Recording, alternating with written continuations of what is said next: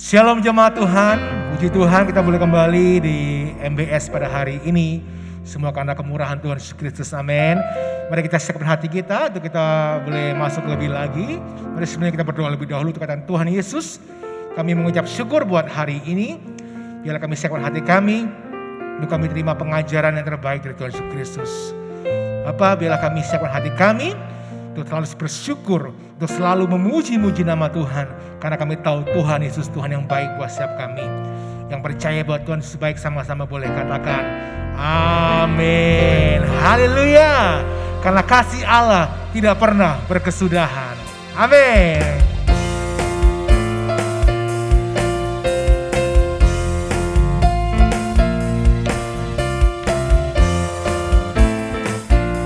Sama-sama katakan, kasih Allah tak berkesudahan, selalu baru setiap hari.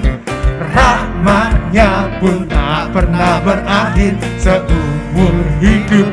Kasih Allah tak berkesudahan, selalu baru setiap hari.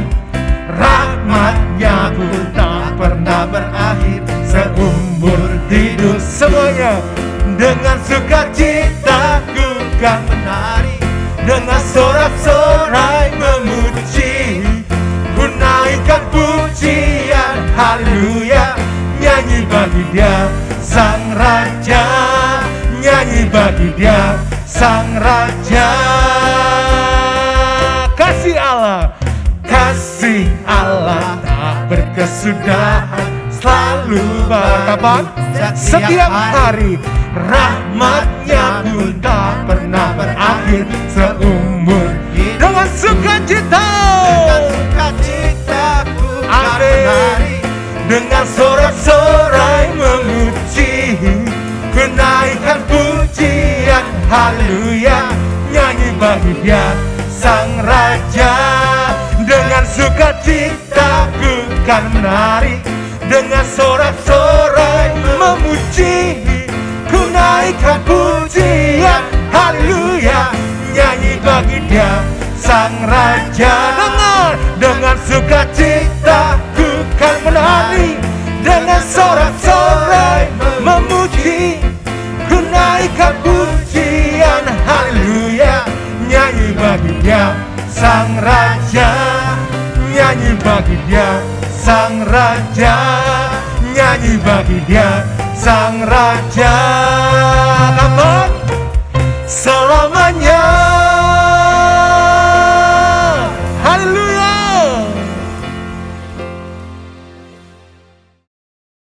Shalom saudara sekalian, kita jumpa lagi. Saya percaya kita semua antusias untuk belajar sebagai ilmu pengetahuan, dan ini adalah menolong saudara semua dalam perjalanan kita menuju kota surgawi kekal bersama-sama dengan Tuhan. Nah, baik saudara sekalian, pada hari ini kita akan belajar dengan judul Rajin Bekerja. Sebelumnya kita doa dulu. Tuhan, kami mohon campur tangan Tuhan untuk Tuhan memberikan pengertian pada kami tentang rajin bekerja. Terima kasih Tuhan, sehingga kami boleh giat rajin bekerja untuk pujian Tuhan dan nama Tuhan dipermuliakan. Kami mohon dalam nama Tuhan Yesus. Amin.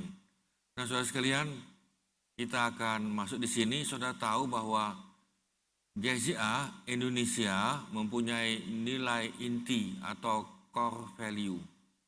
Nah, core value kita adalah ada 4, yaitu cinta Tuhan. Nanti kalau memang Tuhan kehendaki, kita akan belajar apa yang dikatakan cinta Tuhan. Dan yang kedua, kita sudah belajar yang sudah lewat, rendah hati. Dan kita juga nanti kita akan belajar tentang jujur. Nah, saudara, kita yang keempat adalah, hari ini adalah rajin. Jadi saudara, itulah nilai inti GZA, cinta Tuhan, rendah hati, jujur, dan rajin. Jadi seharusnya kita sebagai anggota gereja sidang jemaat Allah terkenal dengan cinta Tuhan, rendah hati, jujur, dan rajin. Nah, coba kita lihat dalam pelajaran kita ini. Nah, saudara, ketika saudara menjadi anggota kerajaan Allah, di mana penguasanya adalah Allah yang Maha Kuasa, yang memiliki langit dan bumi. Nah, saudara sekalian, kita adalah anggota kerajaan Allah ini. Nah, kebanyakan orang hanya diberi pandangan yang enak saja ketika sudah menjadi orang Kristen. Nah, disinilah kesalahan gereja. Ketika engkau menjadi anak Tuhan, ketika engkau menjadi orang Kristen, maka engkau diajari, ini yang salah ini. Ini yang salah. Hidupmu akan penuh berkat. Memang betul tetapi salah. Kemudian hidupmu akan penuh dengan damai sejahtera, sukacita. Akan memenuhi hati mereka. Kemudian diajarkan lagi usahamu akan berkembang ke kanan dan ke kiri dan seterusnya. Saudara, kebanyakan ini salah. Kebanyakan gereja salah memberi pandangan kepada jemaat, salah. Memang betul kita dapat berkat, betul. Kita dapat sukacita, betul. Usahamu akan berkembang, itu betul. Tetapi saudara, kita lihat di sini. Nah, inilah yang seringkali membuat banyak anak Tuhan kecewa. Yaitu pengharapan yang dibayangkan kepada mereka tidak menjadi kenyataan. Loh, kok aku jadi begini? Katanya enak benar jadi anak Tuhan ini. Nah, saudara, semua ini terjadi karena mereka tidak diberitahu ini, bahwa mereka juga anggota gereja, anggota kerajaan Allah. Mereka juga dituntut untuk bekerja keras. Bisa katakan amin. Nah, bagaimana engkau akan berhasil kalau engkau tidak bekerja keras? Bagaimana gerejamu bisa berkembang kalau engkau tidak bekerja keras? Hanya nyanyi-nyanyi, duduk, bagaimana? Engkau mesti bekerja keras. Ya kan, waktu kami dulu dalam perintisan, satu hari kami rata-rata itu 8 jam itu, 5-8 jam. Kami kunjungan kepada mereka yang belum kenal Tuhan. Nah, kemudian saudara perlu bekerja keras, mempunyai disiplin yang tinggi. Disiplin bukan asal-asalan. Dan tahan banting. Nah, inilah yang perlu kita ajarkan kepada anak Tuhan yang baru ikut. Jangan dikasih angin surga melulu. Nah, ketika mereka menjadi anak Tuhan, Allah tidak pernah mempunyai pikiran untuk memanjakan engkau. Tidak pernah. Tuhan tidak pernah memanjakan anak Tuhan. Tidak pernah. Justru sebaliknya, ia ingin menjadi agar menjadi jauh lebih hebat daripada anak-anak dunia. Untuk menjadi lebih hebat, maka saudara, pendidikan saudara dan saya juga jauh lebih berat. Nah, inilah saudara. Jadi inilah yang dikatakan nilai anak Tuhan adalah rajin bekerja. Konsep yang benar. Saudara ingat bahwa Allah itu pekerja. Kita lihat ayatnya yang berikut, saudara lihat ini kan. Dalam Mazmur 112 ayat 1 dan 4. Haleluya, berbahagialah orang yang takut akan Tuhan, yang sangat suka kepada segala perintahnya. Saudara, kalau kita menjadi pelaku firman, bukankah itu namanya pekerja? Yang suka kepada segala perintah Tuhan. Ayat kedua, nah ini akibatnya anak cucunya akan perkasa di bumi. Angkatan orang benar akan diberkati. Harta dan kekayaan ada dalam rumahnya. Kebajikannya tetap untuk selamanya. Ayat 4, di dalam gelap terbit terang bagi orang benar. Pengasih dan penyayang orang yang adil. Saudara, ayat 2, 3, 4 itu terjadi kalau ayat 1. Jadi saudara jangan dipotong ayat ini nih. Engkau hanya khotbahkan ayat 2, 3, dan 4. Tapi kita perlu khotbahkan ayatnya pertama. Sebab kita suka pada firman Tuhan, menjadi pelaku firman, bukankah itu bekerja? Bukankah itu namanya menjadi pekerja yang benar? Akibatnya baru ayat 2, 3, dan 4. Nah saudara sekalian, Roma 8, 28. Kita tahu sekarang, bukan kemarin, bukan yang akan datang. Kita tahu sekarang, hari ini, bahwa Allah apa? Turut bekerja. Jadi Tuhan itu masih bekerja, saudara. Pada hari ini, dalam segala waktu, dalam segala apapun yang kau alami, untuk mendatangkan kebaikan bagi mereka yang mengasihi Dia, yaitu bagi mereka yang terpanggil sesuai dengan rencana Allah. Jadi saudara, kalau kita hari ini ada dan engkau mesti bekerja, maka saudara pasti Tuhan memberkati saudara sesuai dengan panggilannya. Nah yang kedua, Allah itu menghargai kreativitas. Saudara lihat, kita lihat yang Tuhan ciptakan, jangan terlalu jauh-jauh. Kita lihat aja ikan. Ikan saudara lihat, ada ikan besar, ikan kecil, ada ikan warnanya biru, ada ikan warna merah, ada putih, ada ikan yang ada kumisnya, ada kumis, yang panjang, yang bulat, yang lonjong, bahkan yang kayak terbang-terbang. Tuhan itu mempunyai kreativitas. Dia menciptakan ribuan jenis, mungkin jutaan jenis mungkin ini ikan. Nah ini saya belum bicara tentang burung, belum saya bicara tentang pohon. Ya kan saudara lihat misalnya pohon mangga berbeda dengan pohon pisang berbeda dengan pohon duren dan sebagainya. Jadi saudara, waktu engkau bekerja pun engkau mesti mempunyai kreativitas. Jangan duduk diam dan tidak punya kreativitas. Yang ketiga, Allah itu menciptakan manusia untuk menjadi rekan. Saudara, kita ini sebetulnya menjadi partnernya Tuhan. Untuk apa? Bekerja. Bukan makan tidur ya kan ya. Engkau bayangkan seperti Taman Eden itu, Adam dan Hawa makan tidur itu kan ya.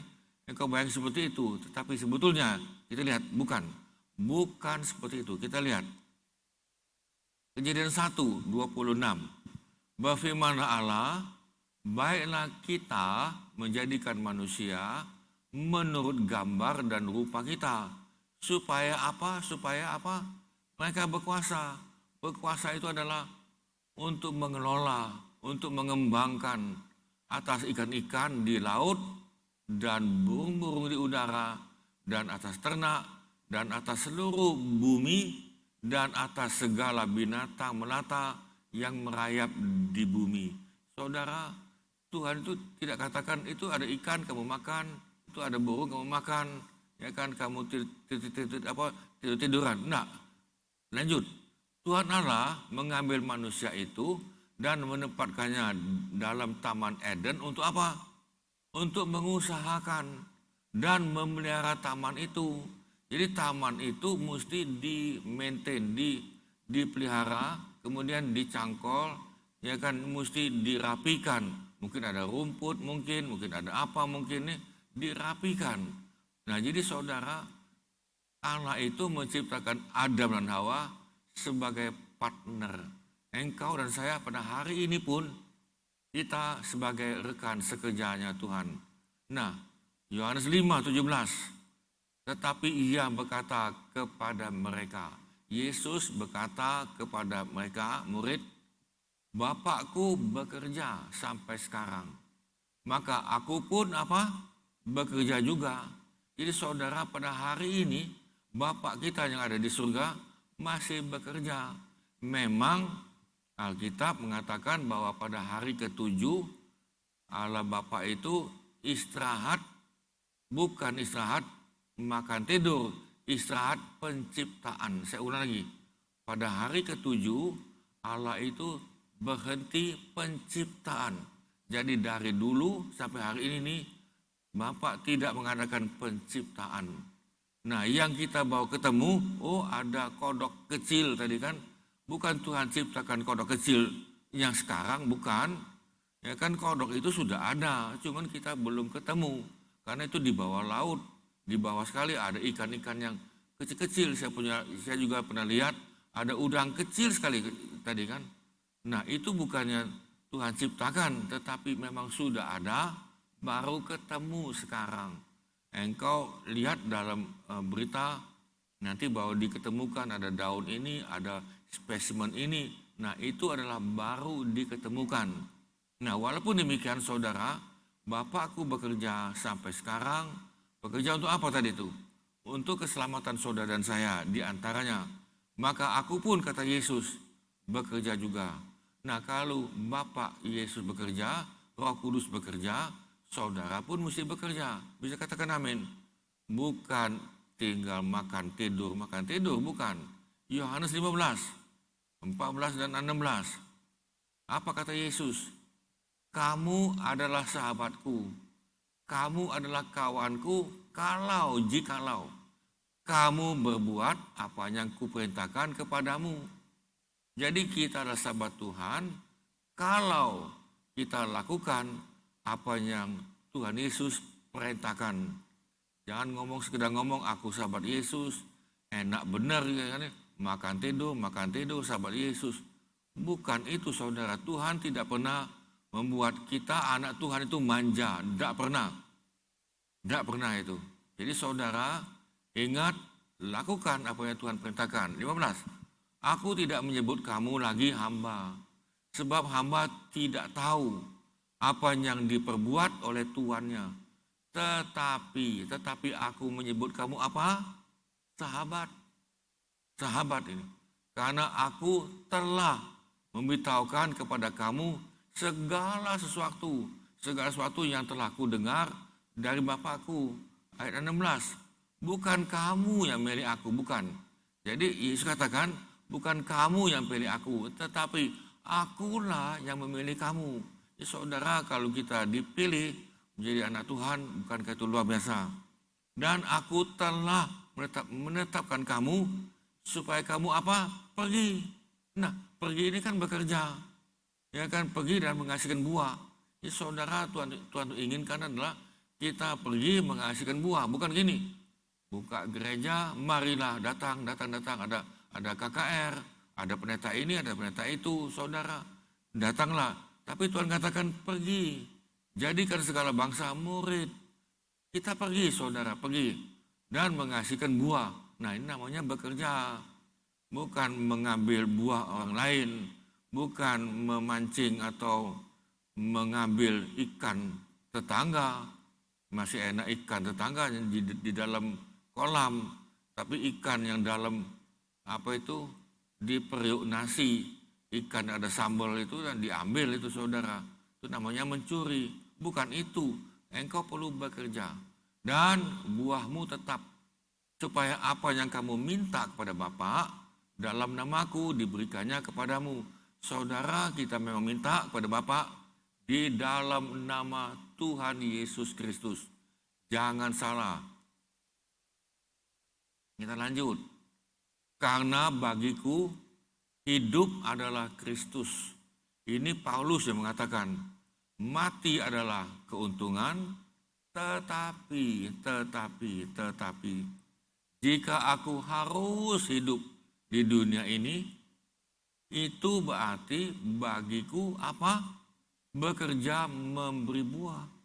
Filipi 1:21. Jadi saudara, Paulus, dia katakan, aku ini sudah mati, tetapi aku hidup. Hidup adalah Kristus dan mati adalah keuntungan. Kenapa? Karena dia masuk ke rumah Bapa dengan selamat. Tetapi jika aku harus hidup di dunia ini, saudara dan saya, itu berarti saudara kita bekerja memberi buah. Bisa katakan amin. Engkau masih hidup di bumi, saya masih hidup di bumi ini, kita bekerja untuk memberi apa? Buah. Ada buah. Buah apa itu? Yang jelas, buah Roh Kudus. Buah Roh Kudus. Itu yang Tuhan inginkan. Itu buahnya pertama. Memang sebelumnya ada buah pertobatan, buah pelayanan, tapi buah Roh Kudus ada yang tertinggi. Manfaat bekerja. Apa manfaatnya? Kalau kita bekerja, apa manfaatnya? 1, saudara bekerja untuk memenuhi kebutuhan pokok. Kebutuhan pokok saudara kita perlu bekerja, bukan tinggal duduk diam, ya kan, ikut orang tuanya makan tidur, bukan. Dan biarlah orang-orang kita juga belajar melakukan pekerjaan yang baik untuk dapat memenuhi keperluan hidup yang pokok, supaya mereka hidup jangan tidak berbuah. Jadi sekali lagi saudara, kita diminta oleh Tuhan untuk bekerja, untuk memenuhi kebutuhan pokok saudara. Nah, artinya apa ini nih? Kamu sendiri tahu bahwa dengan tanganku sendiri aku telah bekerja untuk memenuhi keperluanku dan keperluan kawan-kawan seperjalananku. Saudara, Paulus menulis lagi, kalau kau lihat di sini dalam Kisah 20:34, dan semua rasul, semua murid Tuhan, semuanya bekerja. Mereka bekerja sambil dalam pelayanan. Mereka bekerja dalam pelayanan terus ini. Nah, bukan hanya duduk diam, nyanyi-nyanyi, itu bukan, ya kan. Nah, saudara, 2 Tesalonika 3, 10 dan 12. Jika ada orang yang tidak mau bekerja, hendaklah apa? Janganlah hendaknya ia makan.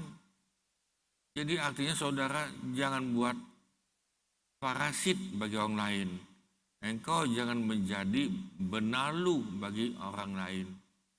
Nah, jadi saudara bekerja. Engkau dan saya perlu bekerja. Perlu bekerja. Sekali lagi bekerja dengan rajin. Efesus 4:28. Orang yang mencuri, kenapa dia mencuri? Dia tidak mau kerja itu. Kerjanya hanya mencuri. Dia mau yang enak itu kan.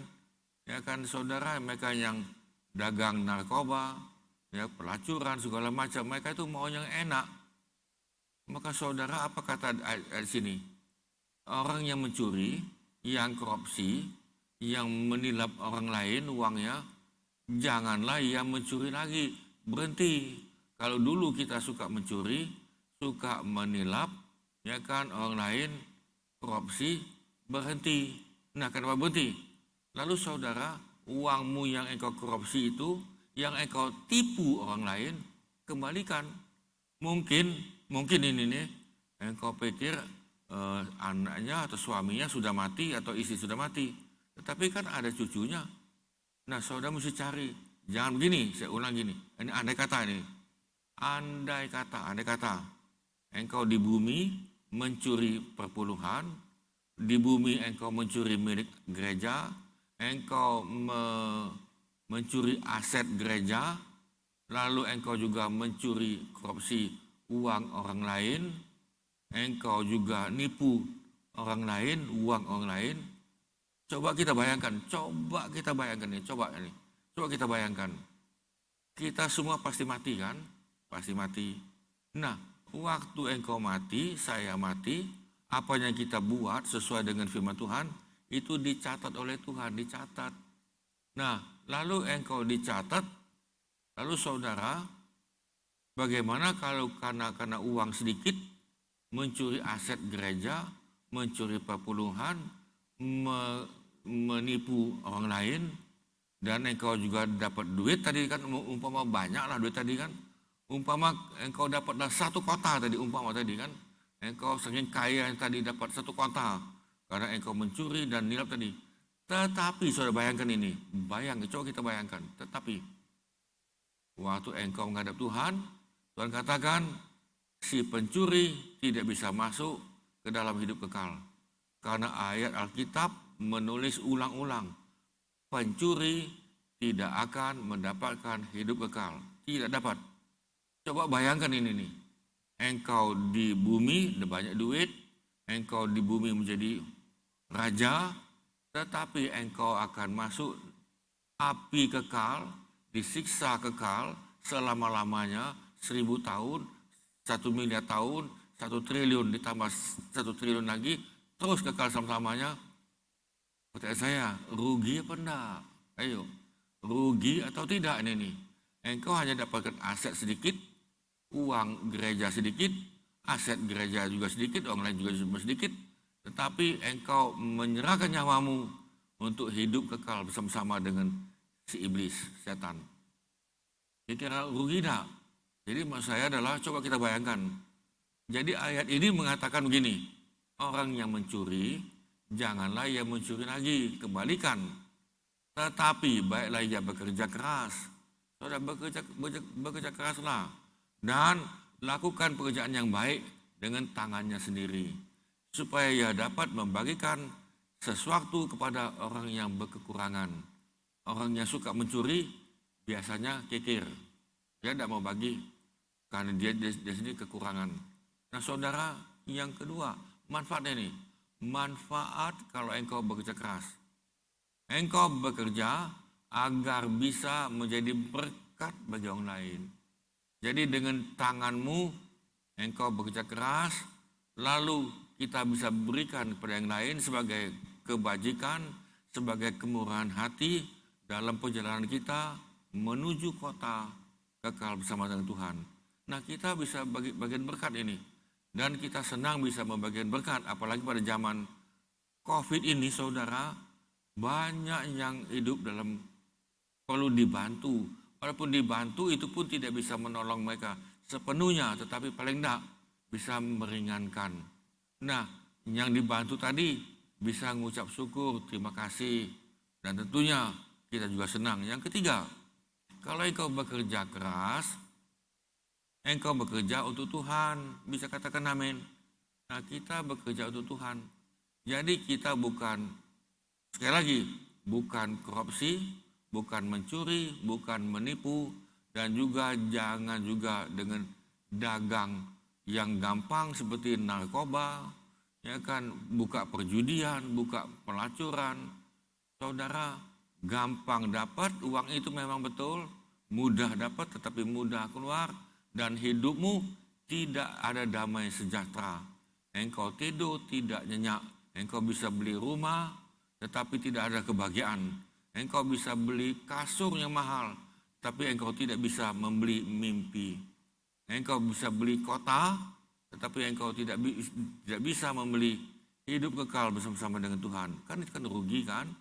Yang keempat, engkau bekerja keras untuk apa?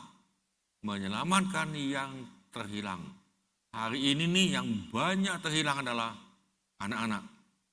Mereka tidak menemukan firman. Mereka tidak menemukan kasih sayang orang tua. Mereka inilah menjadi generasi penerus. Mereka inilah menjadi pemimpin yang akan datang. Nah, saudara bisa bayangkan, kalau yang terhilang ini adalah mayoritas anak-anak, mayoritas remaja, kemudian yang banyak lagi itu kaum muda, memang orang tua juga kita perlu selamatkan. Nah, setelah engkau menyelamatkan mereka, memuridkan mereka. Kita perlu memuridkan mereka dengan kasih dan belas kasihan di seluruh muka bumi ini. Nah, saudara, dalam 2 Korintus 11, 27 sampai 28, apa kata Paulus? Paulus sebelum dia menjadi anak Tuhan, sebelum dia bertobat, dia uangnya banyak. Dia adalah pejabat yang banyak duit. Dan saudara, dia juga bisa menjadi imam besar dalam agama Yahudi setelah imam besarnya lama mati. Apa dikatakan di sini? Aku banyak berjerih lelah. Banyak ini. Bukan berarti dia ngomel-ngomel, sungut-sungut, bukan. Tetapi dia menunjukkan bahwa bagaimana dia hidupnya kontras dengan yang dulu. Yang dulu, ya hidup yang lama, manusia lama, dia tidak banyak berjerih lelah, tidak banyak. Dan juga dia tidak bekerja berat, enggak. Dia kan hanya ongkang kaki, duit masuk ini kan nih. Nah saudara, apa kata Paulus? Aku banyak berjerih lelah, bekerja berat, tiap kali aku tidak tidur. Bukan dia ini jaga malam, bukan. Karena dia dimasukkan ke dalam penjara, enak-enak tidur, ya tentara masuk. Aku lapar, bukan karena dia puasa, memang dia puasa terpaksa dan dahaga. Kapalnya Tok Ambing pernah, ya kan dia diserang oleh penyamun kerap kali. aku berpuasa kedinginan dan tanpa pakaian. Nah saudara, ini pelayan Tuhan yang perlu kita hargai, yang perlu kita ikuti. Ya kan, karena Paulus pernah mengatakan begini, apa yang kurang Yesus menderita, maka ditambahkan kepada aku ditambahkan, menambahkan beban Yesus. Dan dengan tidak menyebut banyak hal lain lagi, urusanku sehari-hari adalah, urusan dia adalah untuk apa? Memelihara semua jemaat. Saudara perhatikan ini, yang dia ini jerih lelah, kurang tidur, lapar, dahaga, kedinginan. Untuk apa? Untuk memelihara, untuk mengembalakan semua jemaat.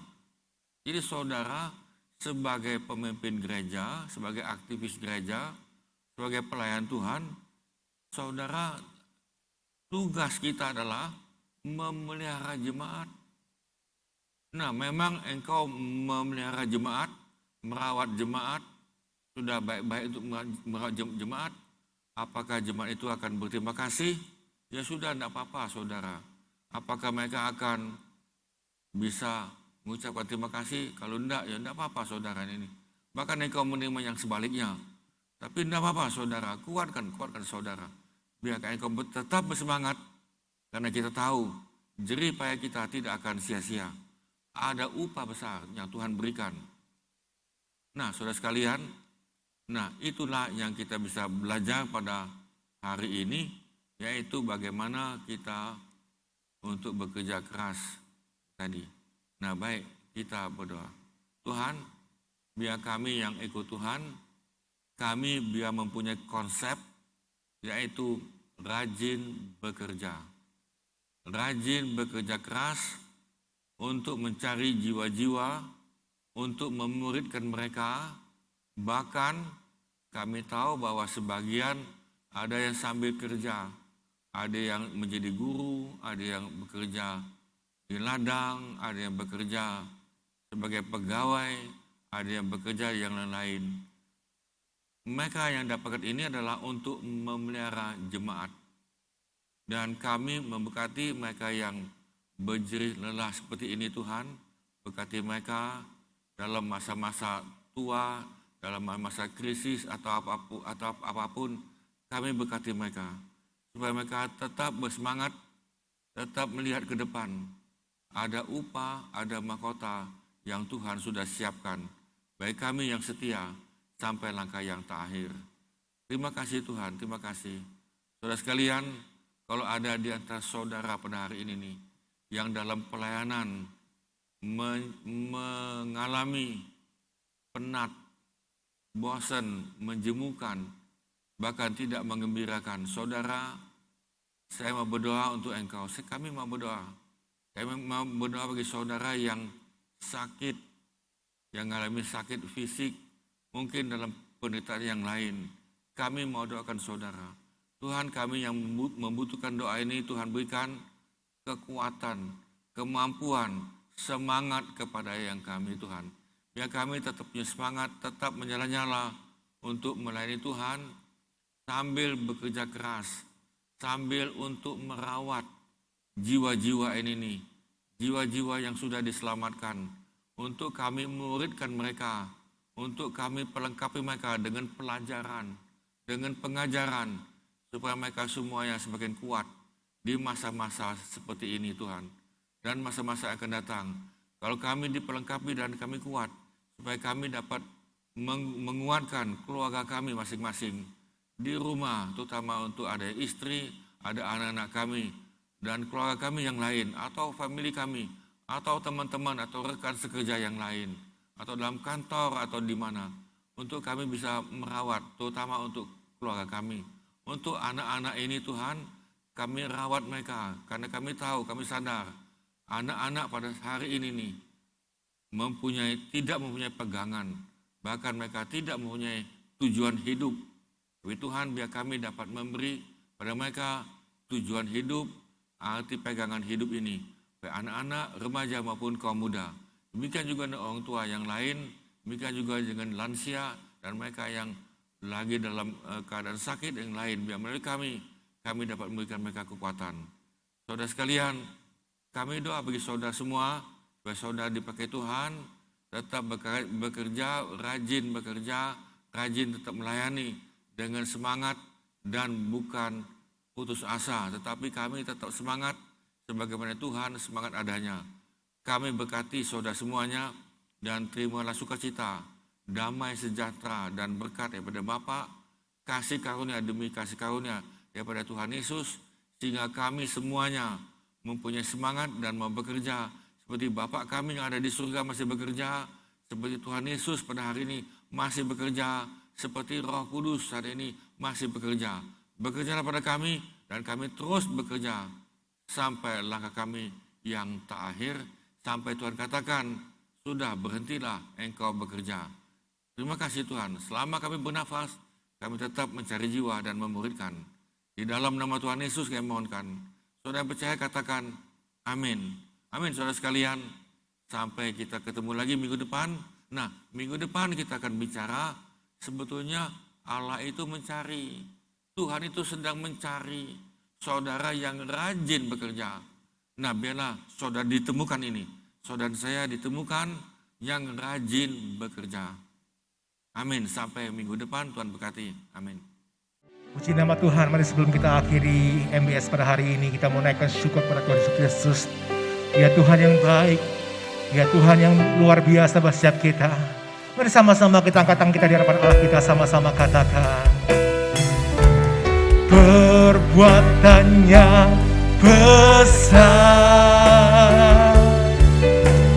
perbuatannya besar,